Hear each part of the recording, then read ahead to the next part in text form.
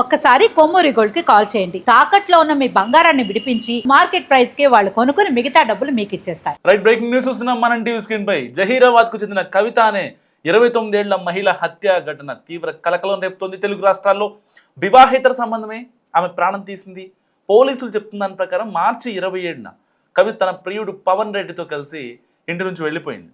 భార్య కనిపించకపోవడంతో ఆమె భర్త సిద్ధారెడ్డి మార్చి 30న పోలీసులకు ఫిర్యాదు చేశాడు, నా భార్య కనిపించట్లేదని. సో కేసు నమోదు చేసిన పోలీసులు దర్యాప్తు చేపట్టి కవిత జడ్చర్లలో పవన్తో ఉన్నట్లు గుర్తించారు పోలీసులు. దీంతో కవితను తిరిగి జహీరాబాద్కు తీసుకురావడానికి పోలీసులు భర్త సిద్ధారెడ్డి కలిసి జడ్చర్లకు వెళ్లారు. కవితను తీసుకువస్తున్న సమయంలో సిద్ధారెడ్డి మార్గం మధ్యలో ఒక కత్తి కొనుగోలు చేశాడు. అనంతరం సదాశివపేటల మండలం నందికంది వద్దకు చేరుకున్నప్పుడు పోలీసులు ఉన్నప్పటికీ ఆవేశంతో కత్తితో కవిత గొంతులో పొడిచి అక్కడికక్కడే హత్య చేశాడు. హత్య అనంతరం కవిత మృతదేహాన్ని పోలీసులు జహీరాబాద్ ఏరియా హాస్పిటల్ మార్చురికి తరలించారు. నిందితుడు సిద్ధారెడ్డిని పోలీసులు అదుపులోకి తీసుకుని విచారణ కొనసాగిస్తున్నారు. సిద్ధారెడ్డి చేసింది కరెక్టా రాంగా మస్ట్గా కామెంట్ చేసే ప్రయత్నం చేయండి. నిజంగా ఇలాంటి ఘటనలు, వివాహేతర ఘటనలు ప్రాణాలు తీస్తున్నవి ఎన్నో మనం చూస్తున్నాం. జహీరాబాద్లో తన క్షణిక ఆవేశంలో లవర్తో వెళ్ళిపోయిందనే ఒకే ఒక కారణంతో తన భార్యని నా పరువు తీసేసింది.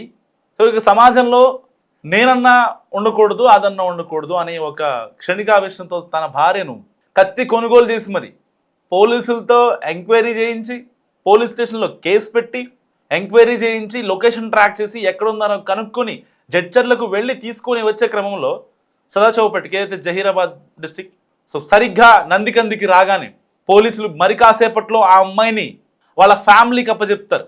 ఫస్ట్ ఆఫ్ ఆల్ ఈ యొక్క సిద్ధారెడ్డి ఎవరైతే ఉన్నారో ఆ సిద్ధారెడ్డికి అప్పగించిన తర్వాత చిన్న కౌన్సిలింగ్ ఇచ్చి, సో కేసు క్లోజ్ అయింది కాబట్టి ఆల్రెడీ తను దొరికింది కాబట్టి, సో ఆ అమ్మాయిని వాళ్ళకి అప్పగించే క్రమంలో ఒక సంతకం పెట్టించుకొని చిన్న ఫార్మాలిటీస్ అవి, ఎందుకంటే ఎఫ్ఐఆర్ ఆల్రెడీ ఫైల్ అయింది కాబట్టి కేసు క్లోజ్ అయింది, దొరికింది అని చెప్పి తీసుకొని సంతకాలు తీసుకొని ఇంటికి పంపించేస్తారు అంతే. సో సరిగ్గా అదే టైంలో ఆల్రెడీ జడ్చర్ల నుంచి వచ్చే క్రమంలోనే భర్త సిద్ధారెడ్డి ఒక కత్తి కొనుగోలు చేశాడు. ఎందుకు అంటే దాన్ని మేకను కోయడానికి అని చెప్పాడంట. మా భార్య దొరికింది కదా సార్, ఇంటికి వెళ్తే భార్య వచ్చిందని ఊళ్ళో అందరికీ భోజనాలు పెట్టాలి కదా పిలిచి అని పోలీసులు నమ్మబలికాడంట ఈ సిద్ధారెడ్డి. సో అప్పటికి కసితో రగిలిపోతున్నాడు. మార్చి 27న వెళ్ళిపోతే తర్వాత పోలీస్ స్టేషన్కి వెళ్ళి కంప్లైంట్ ఇచ్చిన తర్వాత ఇక ఈ 1 వీక్ నుంచి మనోడు తాగుతూనే ఉన్నాడు. ప్రతిరోజు తాగడం, ఎక్కడుందో ఫోన్లు చేస్తే స్విచ్ ఆఫ్ రావడం, కట్ చేయటం. సో ఎవరితో వెళ్ళింది తెలీదు, ఏం చేస్తుందో తెలీదు, కానీ ఫోన్ అయితే లిఫ్ట్ చేయట్లేదు. ఊళ్ళో అందరూ తెలిసిపోయింది ఆ అమ్మాయి లేచిపోయింది అని చెప్పి. సో ఇలాంటి నేపథ్యంలో ఏం చేయాలో అర్థం కానటువంటి సిద్ధారెడ్డి పోలీస్ స్టేషన్కి వెళ్ళి ఫస్ట్ కేసు పెట్టాడు, మిస్సింగ్ కేసు పెట్టాడు, నా భార్య కనిపించట్లేదండి అని చెప్పి.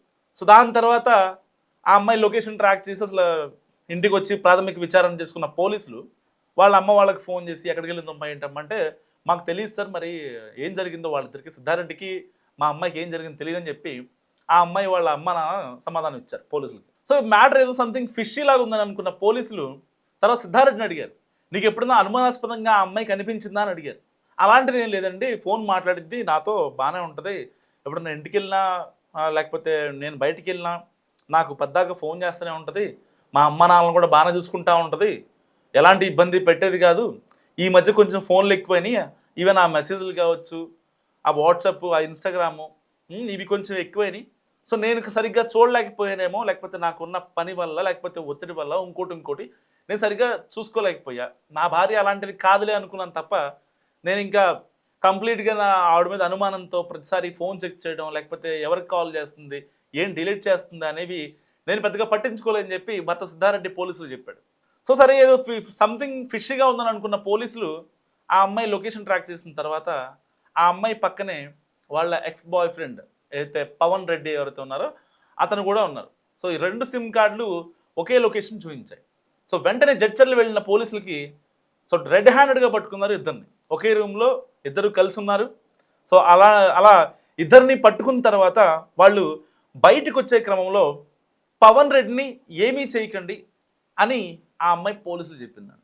సో పోలీసులు ఒక్కసారిగా వాళ్ళకి స్ట్రైక్ అయిపోయింది. సో ఓకే, ఇతను వాళ్ళ బాయ్ ఫ్రెండ్, ఎప్పటి నుంచో వీళ్ళిద్దరి మధ్య రిలేషన్ ఉంది, అది సిద్ధారెడ్డికి తెలియకుండా ఉంది అని పోలీసులకు కూడా క్లారిటీ వచ్చేసింది. సో ఎలా చేయాలి, ఏం చేయాలి అసలు? ఇటు పక్కేమో సిద్ధారెడ్డి 1 వీక్ 10 డేస్ నుంచి పోలీసులకి ఏమైనా డబ్బులు కావాలని ఇస్తానంటున్నాడు, ఎలాగైనా సరే నా భార్యను తెచ్చే ఉండే అంటున్నాడు, ప్రాధేయపడుతున్నాడు, బతిమాలుతున్నాడు, బామాలుతున్నాడు. ఇలాంటి వ్యక్తి దగ్గర నుంచి మరి ఆ అమ్మాయి ఎలా వెళ్ళిపోయిందని చెప్పి పోలీసులకి ఒక రకమైన మెంటల్ టార్చర్ నిజంగా. సో ఈ కాన్సిక్వెన్సెస్లో జడ్చర్లు వెళ్ళారు, పవన్ రెడ్డిని ఆ అమ్మాయిని బయటకు వచ్చే వల్ల పవన్ రెడ్డి వెళ్ళిపోయాడు. సో ఆ అబ్బాయితో పోలీసులు మాట్లాడేసి పంపించేశారు.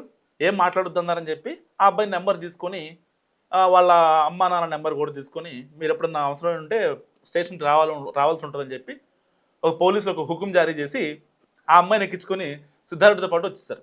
సిద్ధారెడ్డి వెనకాల బండి మీద చేసింగ్ అనమాట. సో ముందు పోలీస్ జీప్లో ఆ అమ్మాయి వెళ్తుంది, వెనకాల బండి మీద సిద్ధారెడ్డి వస్తున్నాడు. సో ఎట్టి పరిస్థితుల్లో ఆ అమ్మాయిని చంపేయాలన్న కసి, కోపం కాదు కసే. కోపం అంటే ఒకసారి కాసేపు ఉంటుంది, సాయంత్రకల్లా పోద్ది, అది దాని కోపం అంటారు. కానీ కసి చంపేదాకా వదలరు. సో అలాంటి కసి ఏర్పడింది వాళ్ళ భార్య మీద.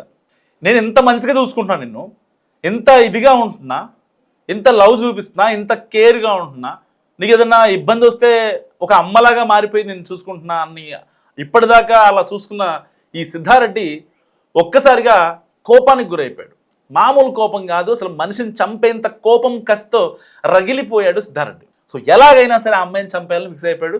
ఆన్ ది వేలో జడ్చర్ల టు సదాశివపేట మండలం నందికంది వచ్చే దారిలో ఒక కత్తి తీసుకొని పోలీసు వాళ్ళు అబ్జర్వ్ చేశారు ఆల్రెడీ. ఏంటి ఆగేవో అని చెప్పి మళ్ళీ వెనక్కి వచ్చి పోలీసు వాళ్ళు మాట్లాడితే ఊళ్ళో పొట్టేళ్ళని బలి ఇవ్వాలి, ఒక మేకపోతుని బలి ఇవ్వాలి, మా ఆవిడ వచ్చింది కదా అని చెప్పి వాళ్ళకు కూడా వాళ్ళని నమ్మించే ప్రయత్నం చేశాడు. నిజంగా ఈవెన్ వాళ్ళ భార్య కూడా నమ్మింది. ఒకవేళ నిజంగా అంత గ్రాండ్గా చేస్తాడేమో అని అనుకుంది. కానీ ఆ పిల్లకి ఎక్కడో ఒక తెలియని ఒక తెలియని భయం అయితే ఉంది. ఇలాంటి కాన్సిక్వెన్స్లో ఏం జరిగింది, సరిగ్గా నందికందికి రాగానే, సదాశివపేట మండల్ నందికందికి రాగానే పోలీసుల ఎదుటే తాను అర్ధగంట క్రితం కొన్న కత్తితో అతి దారుణంగా మెడకి హోల్ చేసి చంపేశాడు. ఎంత దారుణమైన సిచ్యువేషన్ అంటే రక్త మడుగులో పడిపోయింది ఆ అమ్మాయి. సో ఎవ్వరు అసలు చూస్తున్న వాళ్ళంతా ఒక్కసారిగా షాక్ అయిపోయారు. ఏం చేయాలో అర్థం కాలేనటువంటి సిచ్యువేషన్. ఇటు పోలీసులు కూడా ఆపలేకపోయారు. అతని కసి, అతని కోపం అలా ఉంది ఆ టైంకి. సో ఎవరు తప్పు, ఆ అమ్మాయిదా, ఆ అబ్బాయిదా? ప్రియుడు కావాలని చెప్పి వెళ్ళిపోయిన భార్యదా? భార్యే కావాలి కాబట్టి భార్యనే చంపేసిన భర్తదా? మీరేమనుకుంటారో మస్ట్గా కామెంట్ చేసే ప్రయత్నించండి.